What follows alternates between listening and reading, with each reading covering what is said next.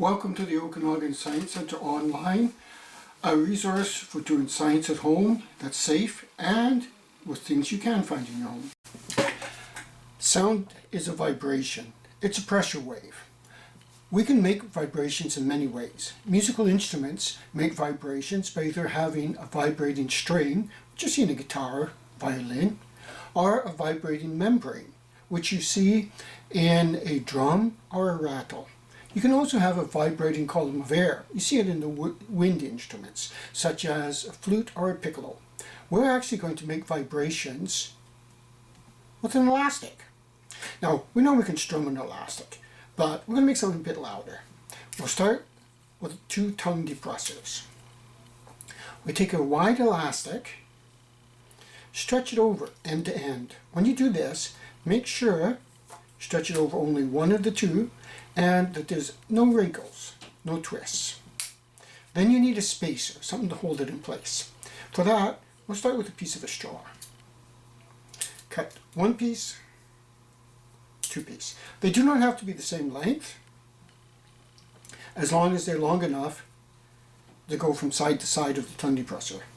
We take the first piece of straw, slide it underneath the elastic to hold it up. The second piece of straw we put on top. Keep these about 2 centimeters from each end. We then take the second tongue depressor, place it on to make our sound sandwich. That's what we'll call it, a sound sandwich. Now these small elastics we have here are to hold it together. We simply wrap the elastic around one end between the straw and the outside of the tongue depressors. Flip it around. Do the same on the other end. Then, to play it, you put it in your mouth, your lips back to about here, and just blow. You don't have to hum, just blow. Like this. Now you can experiment with it. Move the elastics closer together or further apart. See if it changes the sound. Try somehow or other to get that elastic tighter. Now, these spacers, the straws, you can use anything. In fact, you can use toothpicks. We start with some pointy toothpicks and cut the points off because we do not want to poke ourselves in the cheek with them.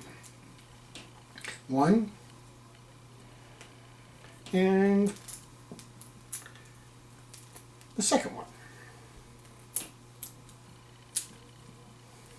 Then we follow the same procedure.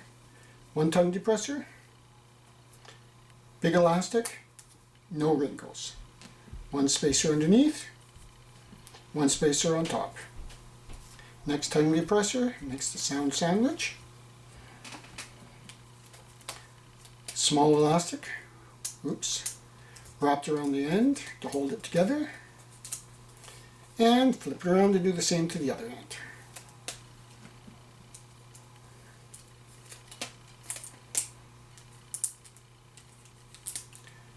Then blow. Now when you build these, you should always build 2, because for some strange reason a lot of parents will confiscate them. If you have 2, you always have a backup. I assume the parents want to play them on their own someplace, rather than the fact that they're annoyed with the sound it makes. You will find though, sometimes in a noisy house it's hard to appreciate the fine sound quality of these instruments. So your best bet is to play it at 2 o'clock in the morning. Once you have perfected your sound sandwich, here's a challenge. Pick any day of the week, and on that day, when you get up, only communicate with your parents through the sound sandwich. For instance, when your parents say good morning and you want to answer good morning, simply say and that's all there is to making vibrations, pressure waves, with an elastic. And I guess for now I'll say